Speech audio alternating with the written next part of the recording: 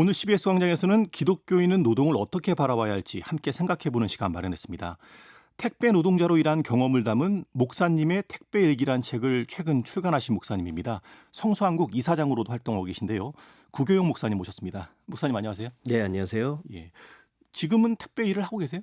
지금은 안 하고 있습니다. 예. 예, 전업은 아니고 그러나 이제 가끔 지금도 있던 그곳에서 뭐 기사들이 아프다든지 아니면 무슨 뭐 그만뒀다든지 그러면 이제 일시적으로 저를 부르면 이제 가서 좀 도와주는 일은 있습니다. 택배 일은 안 하시고 네. 물류창고에서 네, 물류창고에서. 예, 그렇군요. 성수한국 이사장으로도 활동하고 계신데 이력이 참 다채롭습니다. 전국 CBS 청취자들께 본인 소개 좀 해주시죠. 네. 저는 1993년도에 이제 총신대 신대원을 졸업을 하고 우연찮게 그때 이제 그 1세대 우리 시민단체라고 하는 경제정의 실천 시민연합, 그때 이제 사무총장으로 서경석 목사님이 계셨었는데 거기에 이제 간사를 할 수 있는 기회가 있었고요. 그때부터 2014년까지 성수한국에 사무총장을 하는 거를 끝으로 이제 직업활동가 일을 한 20여 년 정도 했었고요. 지금은 이제 여러 단체를 돕는 일과 또 사회적 목회를 하는 일들을 하고 있습니다. 신대원을 졸업하신 이후에 줄곧 목회자로서 사회운동을 하신 거네요. 교회도 했었죠. 목회도 교회 하시면서요. 주일날 예. 파트타임으로 또 이제 전임 사역도 가끔 하기는 했었지만 전체적으로 보면 이제 사회활동가를 같이 겸해서 했습니다. 예. 그런데 목사님이 택배 일을 하신다 그러면 이제 요즘에는 이제 그 이중직 목회자들이 많이 있으니까 네, 생계 때문에 하시나? 뭐 네. 선교적 목적이 있으신가? 네, 생각 좀 보는 분들마다 생각이 좀 다를 것 같은데 네. 목사님은 어떤 이유 때문에 지금 저는 택배와 처음 택배를 한 게 2015년이었습니다. 그때 예. 이제 광명에서 교회를 제가 개척을 해서 하고 있을 때였는데 뭐 사실 개척교회이기 때문에 경제적으로도 좀 보탬이 필요했었고 또 한편으로 보면 이제 뭐 제 이력에도 말씀드렸지만 뭐 목회자였고 또 사회 운동을 했었기 때문에 일반 이제 우리 그 일반인들이 경험하고 있는 평범한 흔히 말하고 있는 평범한 직장의 경험을 저도 안 해본 거죠. 그래서 언제고 한번 그런 일반적인 직업을 좀 가져봤으면 좋겠다는 생각을 했었던 차였기 때문에, 그러나 한다면 그냥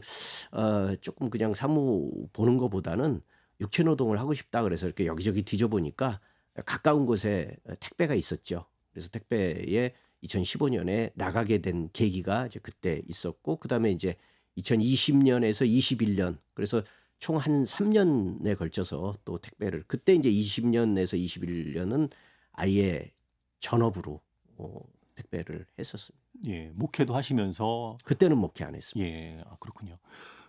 최근에 이제 그런 경험을 모아서 목사님의 택배 일기라는 책도 네. 펴내셨어요. 이 책에는 어떤 메시지를 담고 싶으셨어요? 네. 사실 이제 저한테 이제 그 요청이 들어온 게 이제 인터넷 신문에서 목사가 택배를 했고, 그리고 또 제가 이제 이런 사회 활동가로는 어느 정도 알려져 있던 상황이니까 더더군다나 이력으로 흥미가 있을 것 같아서 이제 그런 내용들을 써달라고 하는데, 그냥 일시적으로 한 번이 아니라 연재를 해달라는 거예요. 그래서 연재를 할 만큼이 되나 생각을 했는데, 쓰다가 보니까 사실 저는 이제 뭐 제 경험을 그냥 뭐 이런저런 활동을 했다, 수고를 했다라고 말하기에는 3년 정도의 그 택배 기사의 경험이라는 것은 보통 일반 기사에 비하면 굉장히 짧은 겁니다.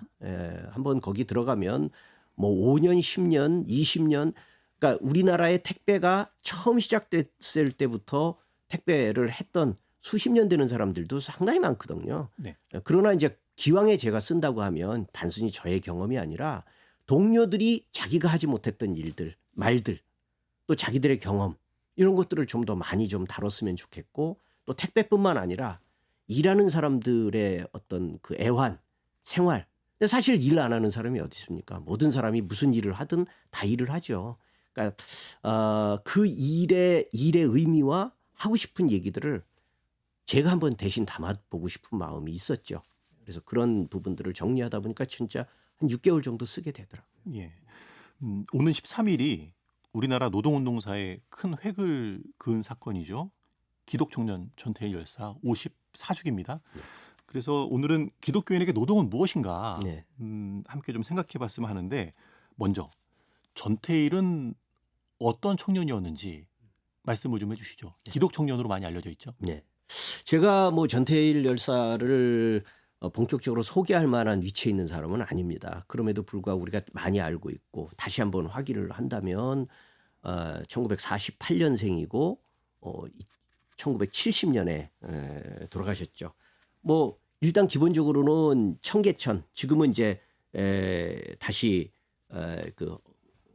시내가 흐르고 있지만 예전에 청계천이라고 하면 위에 고가도로가 있었고 거기는 지금도 있지만 평화시장이라고 하는 어찌 보면 한국의 70년대, 60년대, 70년대 한참 그 옷 제품들이 많이 그 봉제 공장 같은 것들이 많이 만들어졌을 때 그런 제품들을 파는 아주 전형적인 시장이 있었는데 도매상가가 시장이 있었지만 그 시장과 동시에 사실은 소비자들은 이렇게 지나가는 행인들은 시장만 보지만 그 시장 가까운 곳들에 위층 아래층 그런 곳들에 봉제 공장이 있었습니다. 아주 정말 좁은 봉제 공장이 있었는데 거기에 엄청나게 많은 노동자들이 벌집처럼 모여가지고 그 옷을 만들었죠.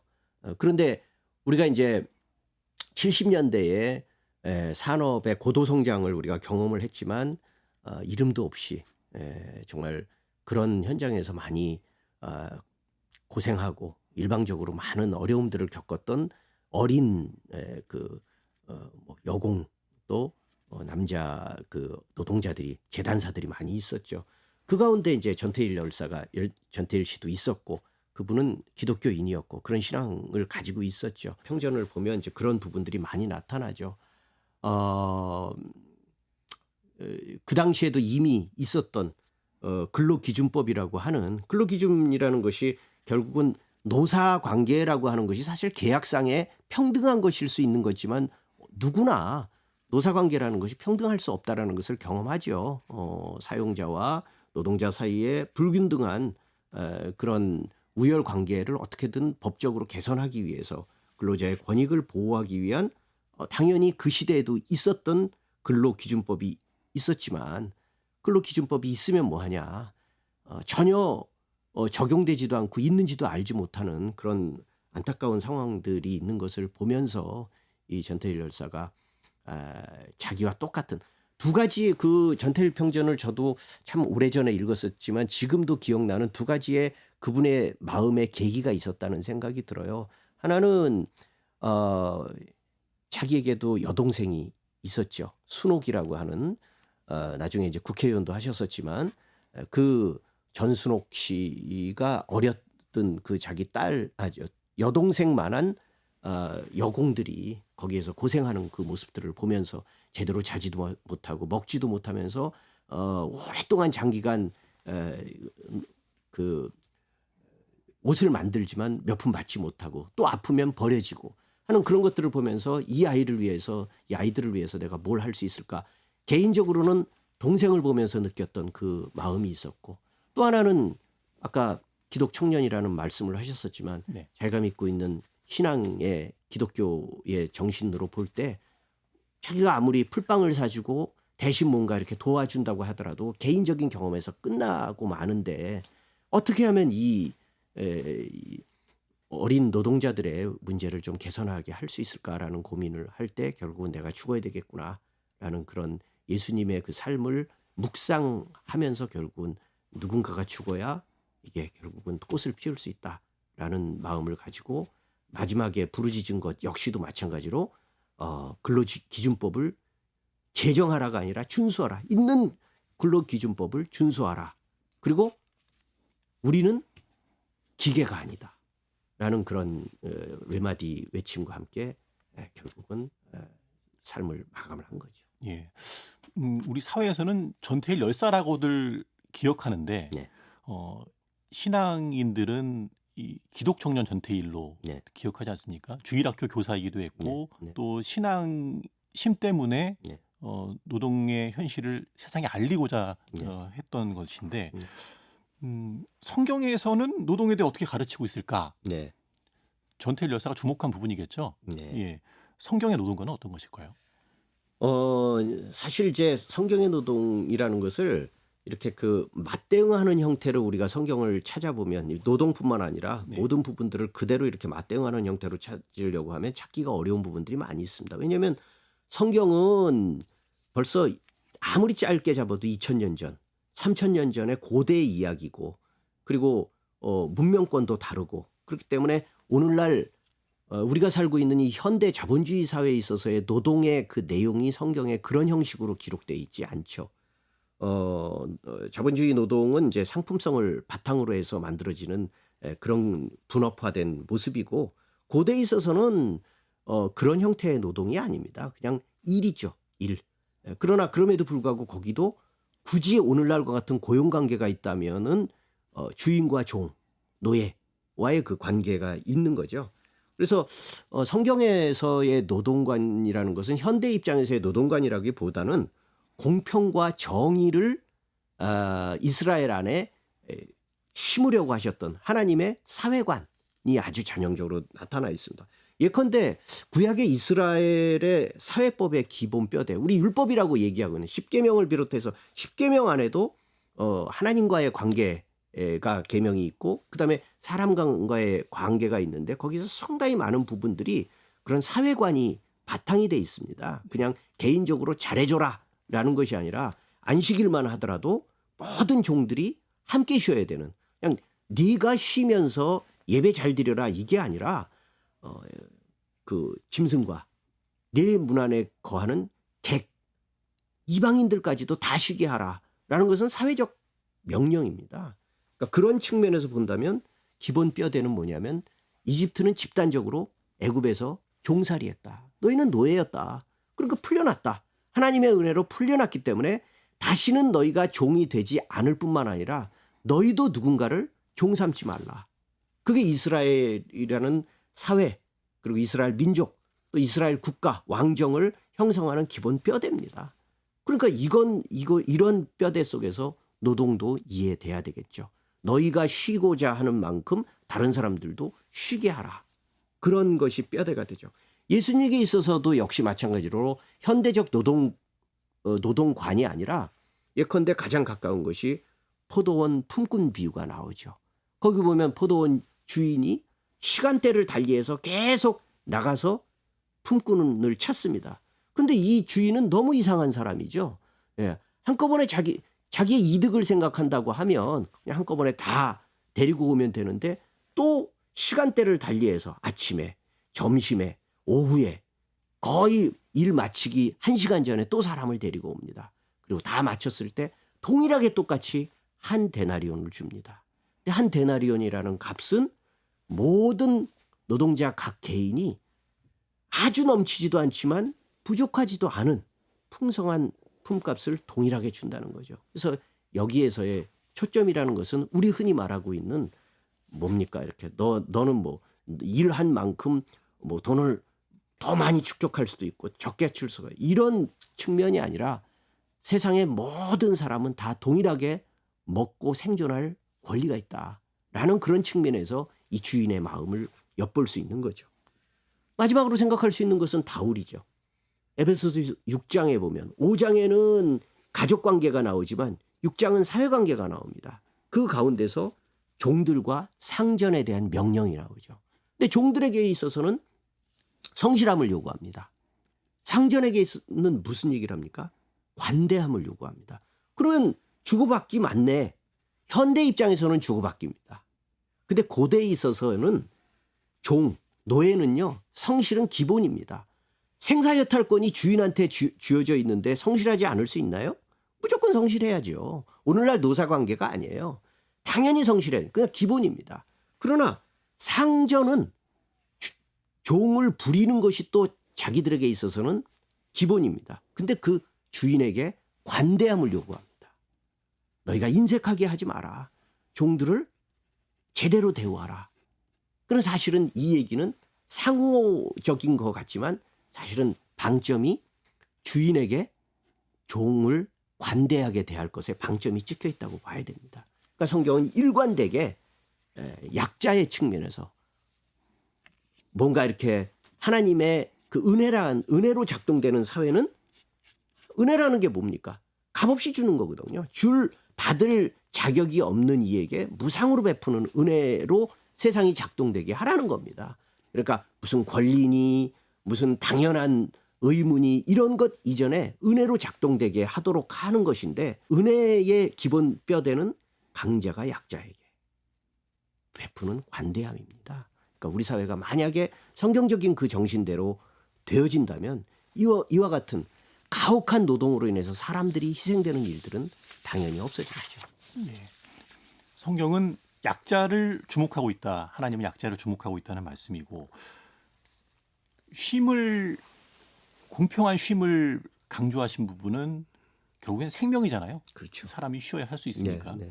그리고 일한 노동에 대한 어떤 보상에 대한 부분은 생존권, 누구나 기본적으로 살아갈 수 있는 정도의 물질은 가지고 살아야 한다. 예. 그렇죠.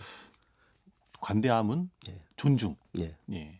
왜냐하면 사람 중에는 아무리 네가 일을 하면 먹고 살기를 원하면 일하면 되지 않느냐라고 우리가 얘기를 하는데 포도원 품꾼의 비유에서도 거기 보면 느지막한 시간에 나타난 사람들은 뭐냐면 내가 일을 하기 원하는데 써주는 사람이 없었다라는 말처럼 지금도 마찬가지로 일하기를 원하는데 써주는 사람이 없기 때문에 생기는 일이기도 하고 또 몸이 불편하거나 그런 사람들도 있잖아요. 그러나 내가 몸이 불편하든 아니면 뭐 일자리가 부족하든 또 모든 사람은 동일하게 세 끼를 먹어야 되는 거고 모든 사람은 매일 먹어야 사는 것은 동일한 거죠. 그러니까 그것을 보장하라는 거. 예. 전태일 열사가 목숨을 바쳤던 54년 전과 비교해 보면 오늘의 한국 사회는 어떨까? 한국 사회 노동 현실은 어떨까? 좀 생각해 보려고 하는데요.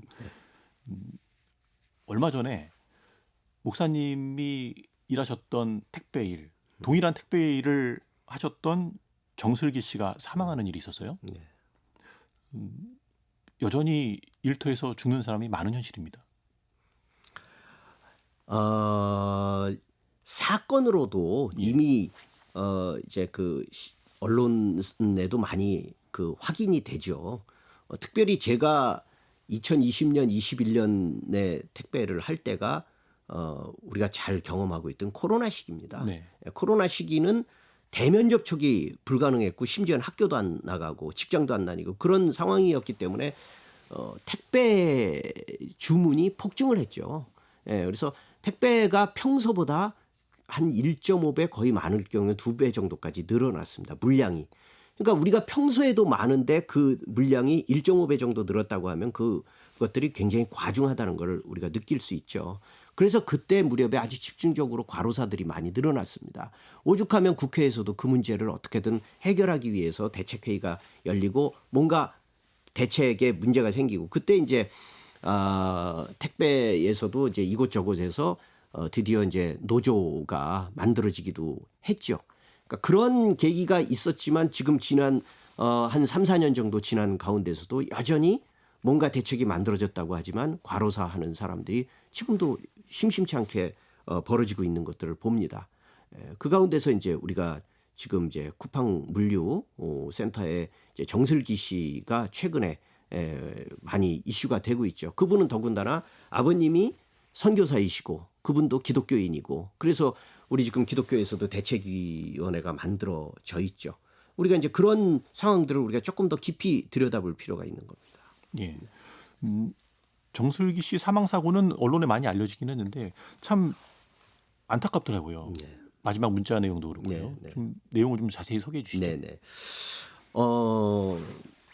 뭐 회사 이름을 안 한다면 이제 쿠팡이잖아요.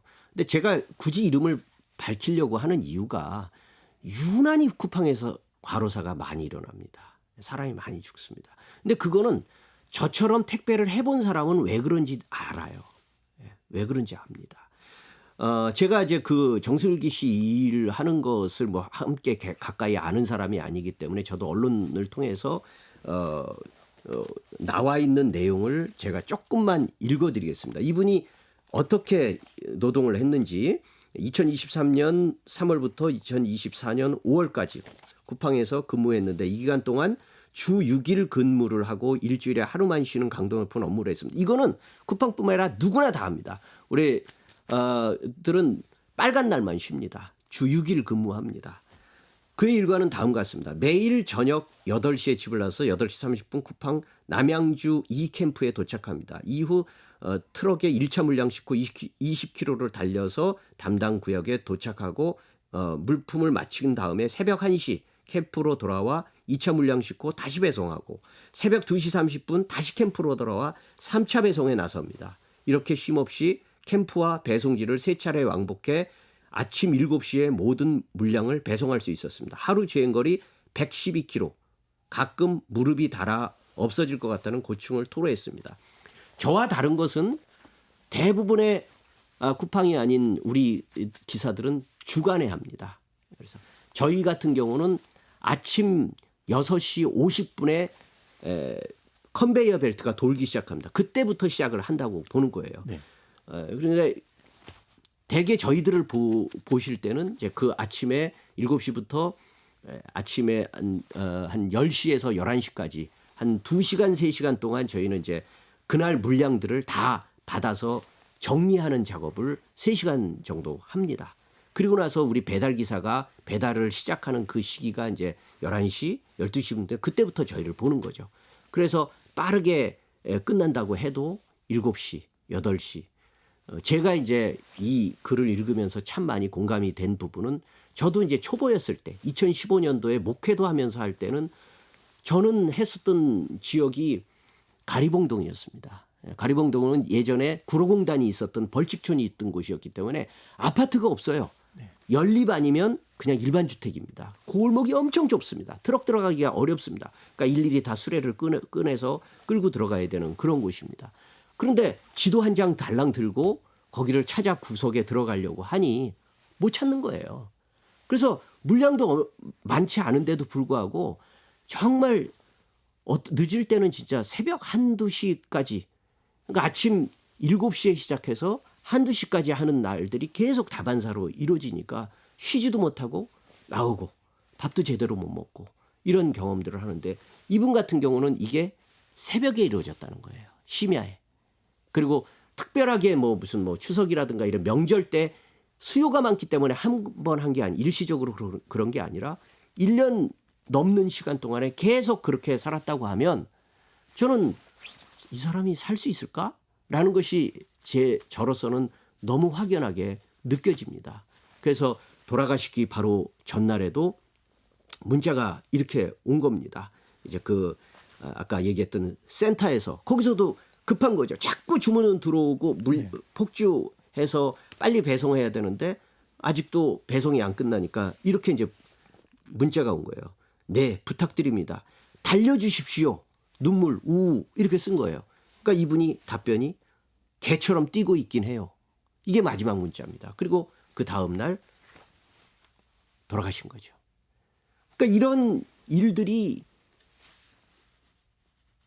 어떻게 없을 수 있느냐. 저는 참 말을 기가 어려운 게 아까도 말씀드렸듯이 2020년, 2021년도에 코로나 때 저도 했다고 그랬잖아요.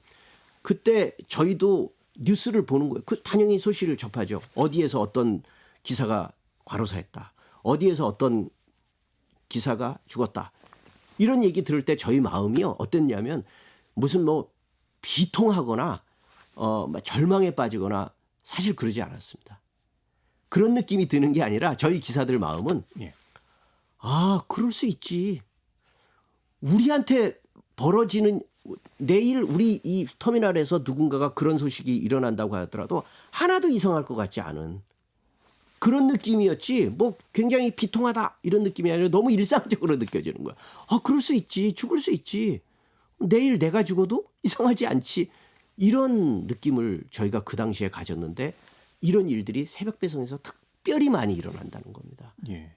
근데 택배 물류 현실이 어떻길래 꼭 심야 노동 새벽에 배송을 해야 되는가 좀 궁금합니다. 뭐 사실 소비자 입장에서는 편하긴 하거든요. 근데 이렇게밖에 할 수 없는 환경인가? 이로 인해서 숨지는 사람이 많다고 하니까 좀 자세히 좀 들여다봤으면 하는데요. 네.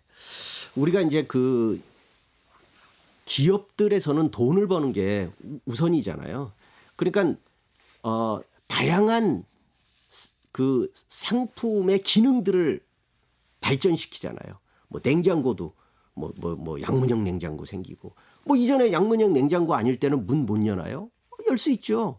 그러나 양문형 냉장고라는 생각을 아무도 이게 불편해서 양문형 냉장고가 있으면 좋겠다는 생각 안 했어도 뭐 그런 기능들을 만들어 가지고 이렇게 보여주면 그때부터는 양문형 냉장고 있으면 좋겠네. 그래 그거 있어야 돼. 뭐 냉장고 하나로 충분해야 돼. 김치 냉장고 필요해. 그럼 김치 냉장고 꼭 있어야 되는 거 마찬가지입니다. 당연히 새벽 배송이라는 개념 자체가 없을 때는 항상 우리 머릿속에는 택배 주문이라는 거는 뭐 한 이틀 정도 후면 오지 뭐 이렇게 주문하면 이틀 안에 오지 뭐 3일 늦으면 3일이라도 올 수 있는 거야 라고 생각하다가 바로 이런 쿠팡에서 서비스의 차원에서 먼저 개발을 한 거죠. 그래서 새벽에 우리는 배송을 해줍니다. 다른 데서는 아무도 그런 생각을 하지 않고 있는데 이제 경쟁에 불을 붙인 거죠. 우리는 여러분들이 주문하시면 그 다음 날 새벽에 벌써 도착해 있습니다. 얼마나 빠릅니까? 근데 그 전에는 그런 것에 대한 수요에 대한 전혀 생각을 하지 않다가 어디 옆집에서 새벽에 배송됐대. 그러면 그래? 야 빠르네. 그럼 조금만 더 주면 새벽에 배송할 수 있으니까 나도 한번 시켜보지. 나도 한번 시켜보지. 그럼 다른 택배 회사에서도 처음에는 그런 생각을 하고 있지 않다가 자꾸 그 고객이 뺏기는 거예요. 저희들 택배 기사들한테도 항상 그런 부담이 있습니다. 저희도 영업을 합니다. 저희도 영업을 해서 우리도 단체 물량 어느 회사나 기업이나 이런 데서들 단체 물량을 우리가 때로는 빼와야 된다는 부담감을 느낀다니까요. 왜냐하면 수요가 줄거든요. 그런 부담을 갖는데 기업에서는 그걸 계속 생각하는 거예요. 그러니까 여기서 새벽 배송한다. 그럼 우리도 해야지. 여기서 총알 배송이다. 그럼 우리도 총알처럼 가야지.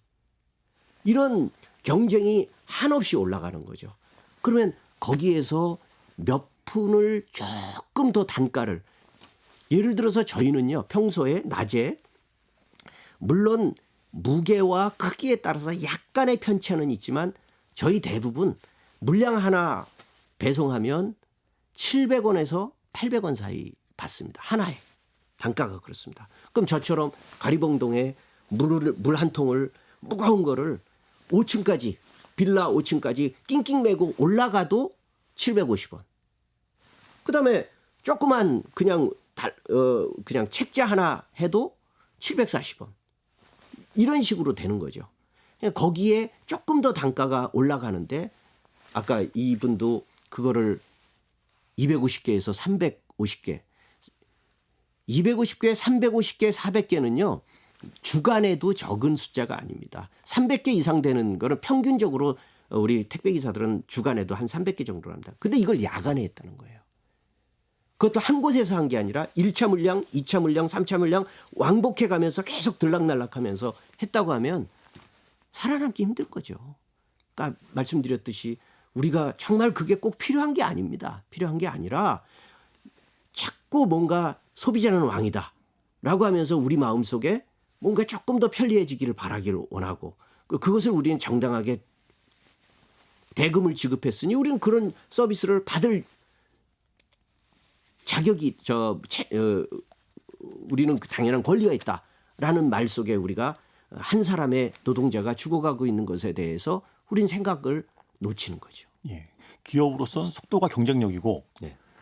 다른 기업과 경쟁하다 보니 더 빨리 배송해야 되고 그 경쟁이 가속화되다 보니 이제 새벽에도 물류가 택배가 네. 적용되는 그렇죠. 한 말씀 더 붙이면요.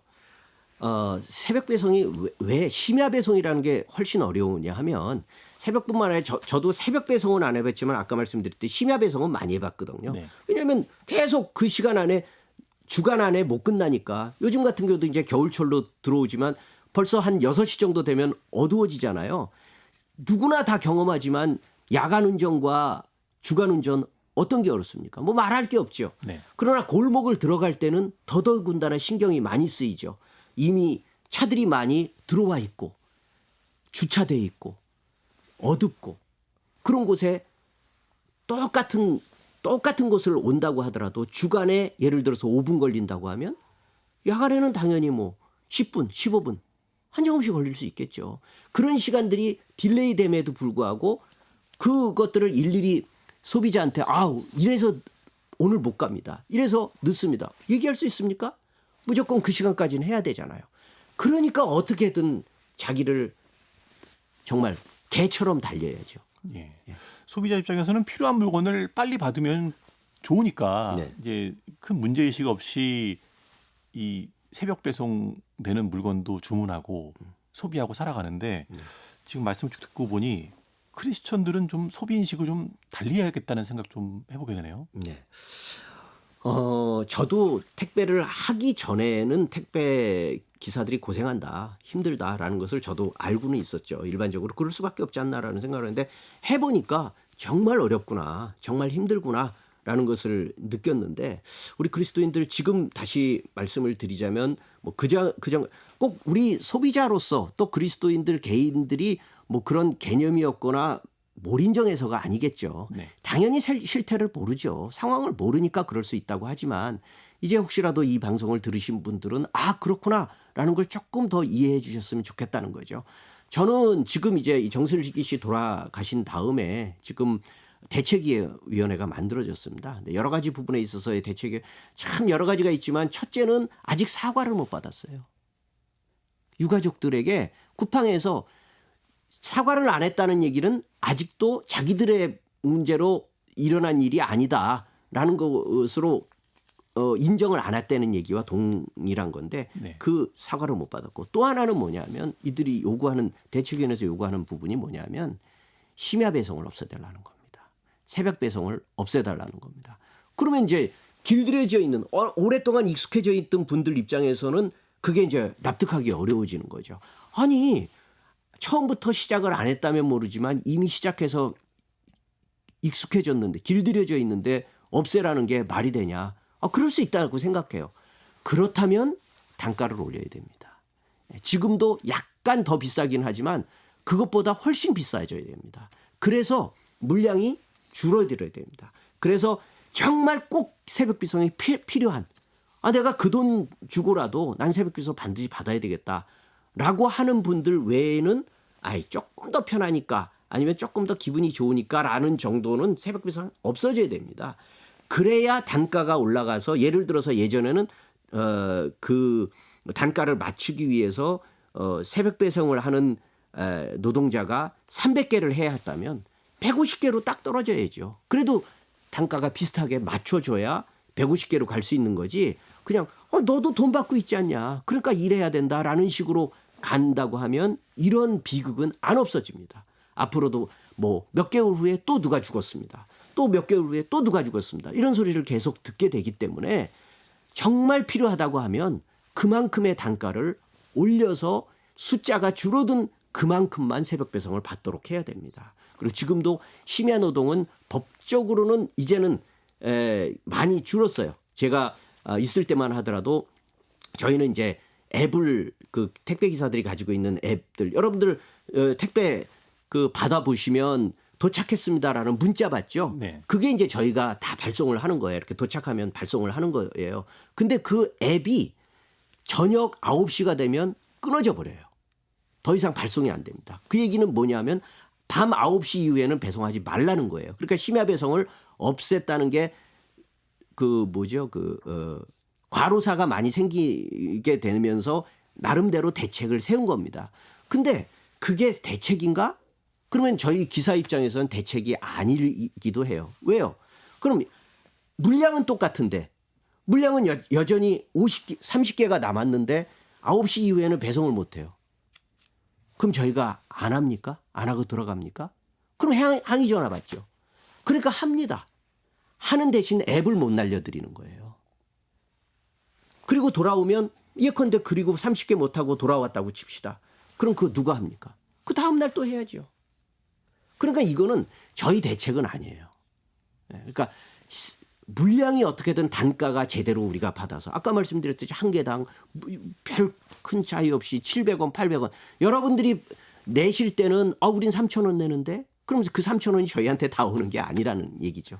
그러니까 그런 측면에서 우리가 생각을 한다면 특별히 우리 그리스도인들은 정말 좀 그런 면에서 그래 그냥 내가 소비자로서 권리를 누리는 거 당연하게 우리가 돈 내는 만큼 한다는 것보다는 조금 더 인간적으로 조금 더 그리스도인다. 내가 꼭 그 새벽 배송을 받아야 됩니까?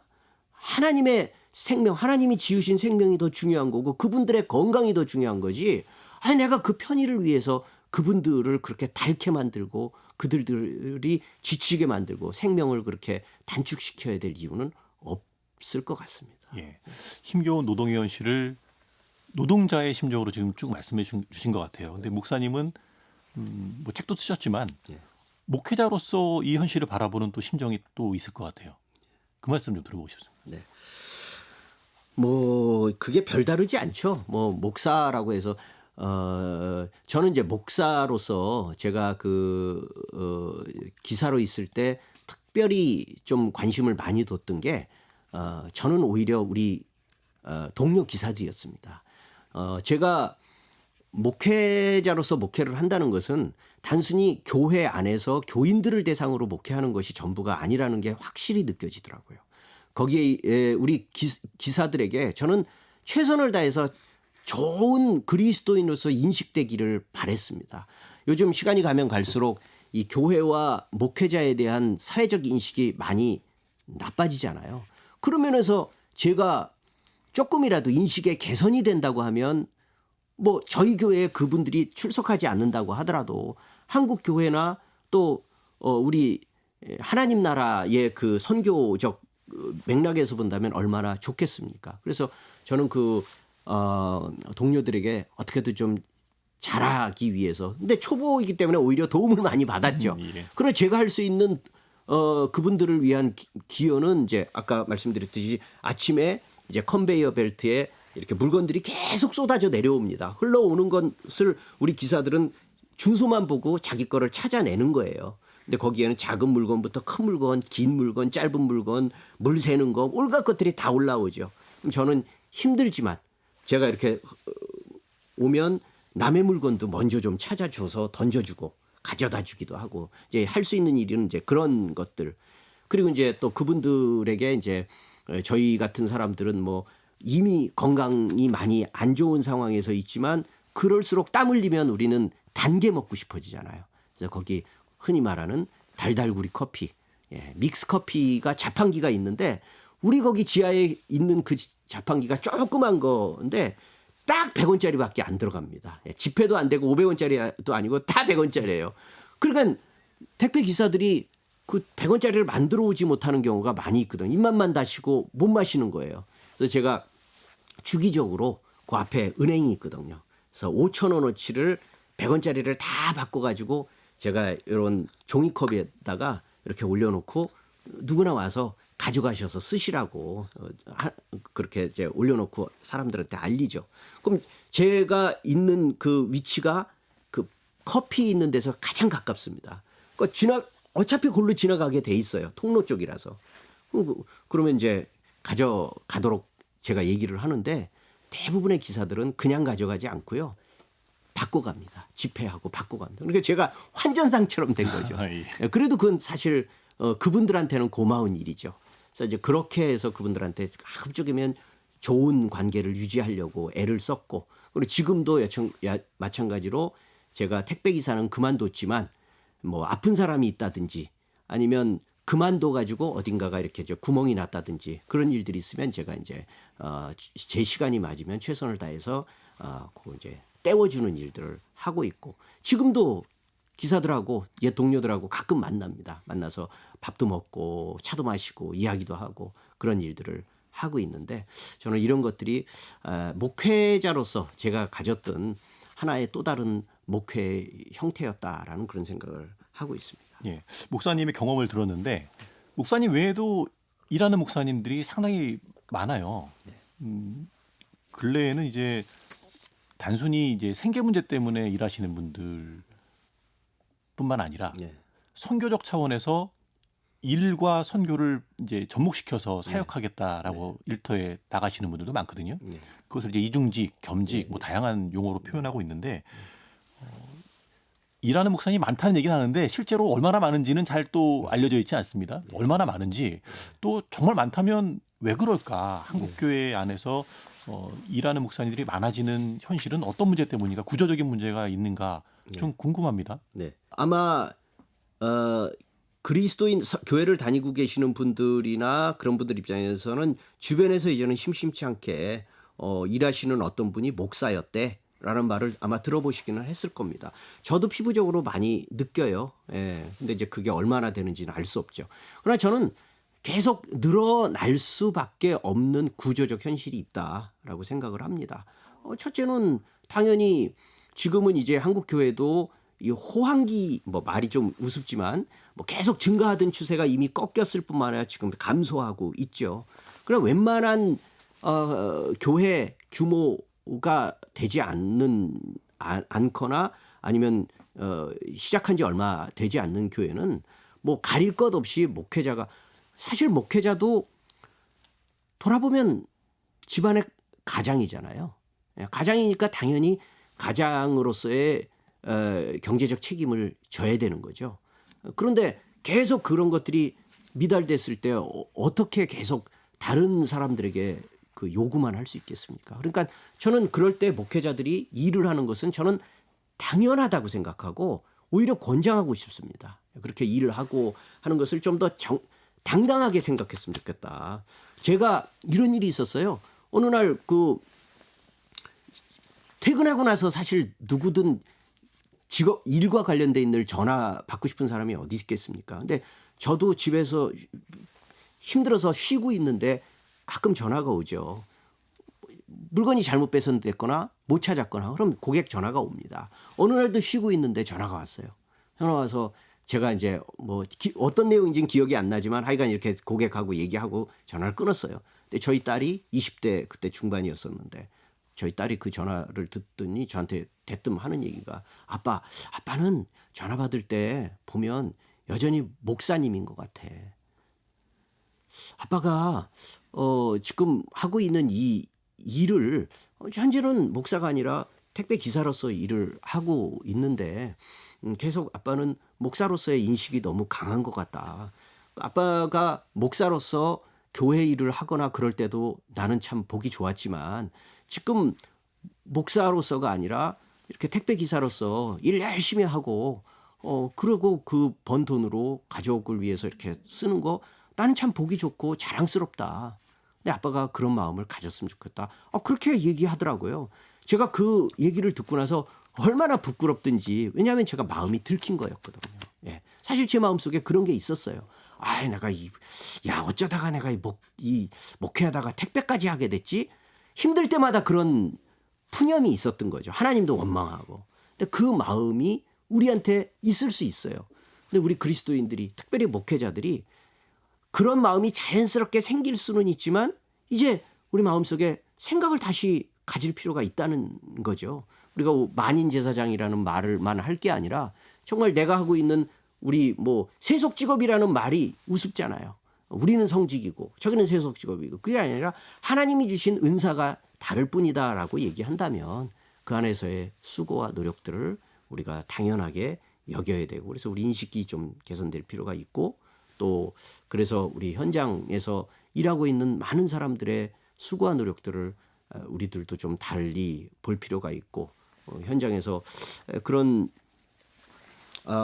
목회자들의 그런 이중직은 앞으로도 계속 늘어날 것이고 좀 당연하게 생각하고 그래서 우리 교인들의 인식이나 교단에서도 이제는 해라 하지 마라라고 주문할 문제가 아니라 하게 된다고 하면 당연히 하게 된다면 이건 선교적 차원에서도 의미가 있는 거니까 저는 신학이 좀 만들어졌으면 좋겠습니다. 그래서 일하는 목회자의 일터 신학이 교단 차원에서 만들어져서 기쁘게 일할 수 있도록 그리고 일을 더 잘할 수 있도록 교단 차원에서도 일터를 좀 찾아서 교회 일만 일이 아니다라는 측면에서 오히려 목회자들에게 서비스를 제공할 수 있으면 더 좋지 않을까 그런 생각도 해봅니다. 예, 목사님들이 일하시는 문제 또 일터 신학 이런 부분은 근래에 많이 논의가 되고 있는 것 같아요. 네네. 근데 이제 목사님 개인 경험을 말씀하시는 걸 듣다 보니까 어, 목사님이 일하는 것과 별개로 노동에 대해서 교회는 그러면 어떤 생각을 가지고 있을까? 네. 목사님도 이제 택배 일을 하는 것에 대해서 마음적으로 깊은 곳에 음. 이 뭐랄까요 부정적인 생각을 네네. 갖고 있었다는 얘기를 해주셨는데 교회는 노동에 대해서 지금 바른 생각을 하고 있을까요? 아까 우리 성경에서 말하는 노동에 대해서 말씀을 들었는데 현실은 어떻다고 보십니까? 일단은 교회를 떠나서 신앙을 떠나서라도 우리 현대의 노동의 인식은요. 다 호구지책의 의미만 있죠. 예. 일하기 싫은데 죽지 못해 해야 된다라는 어떤 의무감, 책임감 이런 것 때문에 살아야 되니까라는 그게 지배적이죠. 현실이 어둡기 때문에 그런 거죠. 근데 사실은 사람은 만약에 일이 없다면 정말 힘들어서 죽을 겁니다. 더 건강을 해칠 겁니다. 제가 육체 노동을 하면서 정말 기쁨을 많이 느꼈던 게 제가 살아있는 생동감을 정말 많이 느끼겠더라고요. 그러니까 우리 일에 대한 부정적인 인식을 우선적으로는 좀 바꿀 필요가 있고 또 성경적으로 볼 때도 성경은 우리에게 주신 달란트를 다양하게 주셨고 그 달란트의 그를 성취해 나가면서 자아 실현을 해 나가는 데 있어서의 일과 연동되는 그런 의미들을 우리에게 주셨죠. 그러니까 그런 측면에서 우리는 이 노동이라는 것이 그 뭐랄까요? 이렇게 일단 구분되는 뭐 성직과 세속의 일이라고 하는 이분법은 이젠 정말 우리가 종교개혁의 후예라면 정말 이제 버릴 필요가 있는 거죠. 아까 말씀드렸던 부정적인 인식이라고 하는 거는 저도 역시 제가 이 택배 일을 하기 전에는 어쨌든 들려오는 소리가 저를 부르는 소리가 다 목사님 아니면 직책 무슨 뭐 이사장님 대표님 이런 소리로 들려왔거든요. 근데 택배 그 하는 현장에서는 아저씨 이봐요. 뭐 요즘엔 그런 말은 안 하지만 그런 식의 얘기들을 하는 거죠. 그러니까 일반적인 사람들이 들을 수 있는 그 얘기들을 안 들어왔기 때문에 저도 그 얘기가 낯설게 느껴지고 저에 대한 비하로 자꾸 느껴진 거죠. 그러니까 저 역시도 거품이 아주 컸던 거예요. 그러니까 우리가 그런 인식을 우리 그리스도인들이 바꿔나갈 수 있는 계기가 일하는 가운데서도 우리가 만들어질 필요가 있고 특별히 그리스도인들 목회자에게 있어서는 그런 부분들이 더 많이 필요하다는 생각입니다. 예. 노동 현장에서 어려웠던 얘기들을 주로 들었는데 목회자로서 땀 흘리고 일하면서 또 동료들 만나면서 보람된 일도 있지 않았을까 싶은 생각을 해봐요. 많죠. 예. 좀 나누고 싶은 이야기 있으면 좀 해주시죠. 아까도 말씀드렸지만은 이제 제가 먼저 이 목사라는 말을 신분을 밝힌 적은 없거든요. 이제 거기 이제 새로운 사람이 온다고 해도 우리처럼 이렇게 보통 새로운 신입 직원이 들어오면 통성명하고 같이 차 마시고 밥 먹으면서 편안하게 뭐 어디 사는지 다 물어보잖아요. 저희는 그럴 시간이 없어요. 네, 저희는 그럴 시간이 없고 아침에 2-3시간 같이 일하면서 옆에서 주고받는 그런 정도 얘기. 대부분은 일과 관련된 얘기 아니면 우리 스트레스 푸는 거는 진상 고객 욕하는 거. 뭐 이런 게 재밌잖아요. 그런 걸 얘기하다가 처음 오는 사람들을 보면 이제 이름 하면서 통성명 정도는 하죠. 저는 제가 목사라는 얘기를 먼저 밝힌 적이 없어요. 근데 제가 했었던 그 택배 회사의 점장님이 가서 보니까 제가 아는 분이더라고요. 예. 예. 그분이 이제 그런 면에서는 일하는데도 배려를 많이 해줬죠. 그분이 얘기를 한 것 같아요. 어느 순간에 제가 목사라는 게 알려졌어요. 그래서 저를 목사님 이렇게 부르기 시작한 거예요. 그러니까 주변 사람들이 목사라는 걸 아니까 더더군다나 제가 더 모범적인 모습을 보이려고 애를 쓰긴 했지만 그러나 자연스럽게 친해졌어요. 친해지니까 특별히 가까이 있던 사람 중에 예수 믿는 사람들 있잖아요. 그 사람들이 슬금슬금 와서 자기 이제 쉽게 말하면 간증을 하는 거예요. 어려움들도 얘기하고 또 이런저런 뭐 짧게죠. 다 길게는 아닙니다. 다 일을 하는 중이니까 뭐 이런 거죠. 또 때로는 아픈 일 있으면 제가 기도도 해주고 심지어는 예수 안 믿는 사람들 또 다른 타종교 사람들까지도 목사가 자기들과 함께 동일한 직업을 가지고 있고 똑같은 일을 하고 있다는 거를 되게 좋아하더라고요. 되게 좋아하는 걸 제가 느껴요. 그러니까 그런 부분들을 제가 경험을 하면서도 제 마음이 굉장히 뿌듯하고 즐겁고 그리고 아까 말씀드렸듯이 어려운 일들 조금 힘든 일들이 있을 때 제가 조금 더 해주고 함께 해주는 일들이 저에게 있어서도 보람이 되고 보탬이 되고 또 그 사람들과 함께 일의 어려움들을 함께 아까 말씀드렸듯이 친상국에 욕하는 거 우리 스트레스 푸는 거예요. 그런 일들을 목사인데도 불구하고 잘 들어줄 뿐만 아니라 자기들도 목사도 푸념하고 그런 얘기를 보면 굉장히 가깝게 느껴지는 거죠. 그런 것들을 저는 애환을 함께 경험한 거 함께 그러니까 뭐 나는 그 사람들에게 의미를 갖다 붙이면서 설교하고 이래야 됩니다라고 가르치는 게 아니라 그냥 그 사람들과 똑같은 눈높이에서 그 사람들이 불평하면 저도 불평하고 그 사람들이 뭐 때문에 좋아하면 저도 좋아하고 함께 이렇게 울고 웃었고 화내고 즐거워했던 그 경험이 저에게 있어서는 제일 즐거웠던 경험. 물론 택배 배송 나가서 아까도 말씀드렸듯이 처음에 인식이 정말 몇 년 사이에 변하고 있다는 걸 저 정말 많이 느꼈어요. 처음에 2015년 나갈 때만 하더라도 명칭이 정말 그랬었어요. 아저씨 그랬는데 2020년 21년 그때 계속 코로나 때문에 어려워지고 사람 죽는다 그런 얘기 들리니까요. 진짜 명칭이요 변하더라고요. 아저씨라는 말 제가 그 이후부터는 별로 안 들어요. 뭐 기사님, 택배 기사님, 소장님. 그리고 요즘에는 밖에 나갈 때도 사장님이란 말 많이 쓰잖아요. 네. 사장님이라는 것도 표현해요. 그러니까 그 얘기가 별거 아닌 것 같죠. 여러분 생각해 보세요. 아저씨 그 다음에 따라가는 말은 아저씨 이거 해주세요. 이렇게 갈 수 있죠. 근데 사장님 이렇게 하면서 사장님 이렇게 해주세요. 그런 거보다는 사장님 이건 이렇게 좀 해주세요. 이렇게 나가죠. 사실 공손해지더라고요. 그러면서 그분들도 저희들을 볼 때 이렇게 밖에서 보면 그냥 수고하십니다. 고맙습니다. 그리고 음료수도 갖다 주고 배송하는 그 집도 아닌데 저희들 보면 가끔 음료수 갖다 주고 여름에는 음료수 주고 빵 주고 그런 분들이 늘어나더라고요. 그런 게 저로서는 굉장히 보람이었습니다. 예. 한국교회 성도들도 어떤 형태로든 일하고 살아가잖아요. 예. 끝으로 교회와 성도들에게 나누고 싶은 말씀이 있으면 한 말씀 해주시죠. 우리가 다 힘들잖아요. 예. 누구나 다 힘듭니다. 근데 저는 그 힘든 현대인들이 스트레스를 푸는 기쁨 중에 하나가 소비라고 느껴요. 소비. 그렇죠. 우리가 소비를 하는 순간 우리는 신분이 상승한 것 같은 느낌이 들어요. 그래서 우리는 핸드폰을 놓지 못하는 이유 중에 하나가 핸드폰에서 계속 올라오는 새로운 신상품들을 보면서 클릭해서 내가 옆집에 꽤 부자인 사람이 신었던 신발 그 사람의 옷을 내가 입고 신을 때 나도 신분이 그와 같이 되는 느낌을 받는 거죠. 신분 상승의 느낌. 소비라는 것이 끊을 수 없는 우리의 기쁨입니다. 근데 소비라는 게 그냥 가능한 게 아니잖아요. 돈이 있어야 소비할 수 있죠. 그러니까 개같이 일을 하는 거죠. 개처럼 일을 하게 되는 거죠. 근데 소비를 하는 순간 우리가 뭔가를 주문하면 그 순간에 뭐가 돼요? 갑이죠. 직장에서는 을이었는데 소비자로서 내가 물건을 주문하는 순간 갑이 돼요. 신분 상승을 경험하죠. 근데 이게 쳇바퀴예요. 옷만 갈아입은 거예요. 내가 소비 항상 주문만 하냐? 아니죠. 우린 서비스를 해줘야 돼요.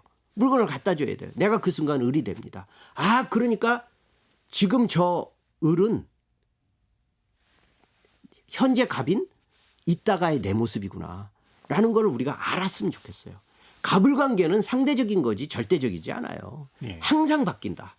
그리고 소비자와 또 노동자는 내 모습이다를 생각한다면 우리가 누군가를 대할 때 조금 달라질 것 같아요. 뭐 굳이 내가 저 사람에게 잘해줘야지 이런 생각 안 해도 갑을은 항상 같이 붙어 있고 소비자와 노동자도 나다라고 생각하면 내가 어떤 사람에게 대하는 모습이 달라지지 않을까라고 생각합니다. 예. 일과 소비에 대해서 그리고 그 가운데에는 사람이 있다는 것 네. 한번 깊이 생각해 봐야겠습니다. 예. 목사님 오늘 말씀 감사합니다. 네, 감사합니다.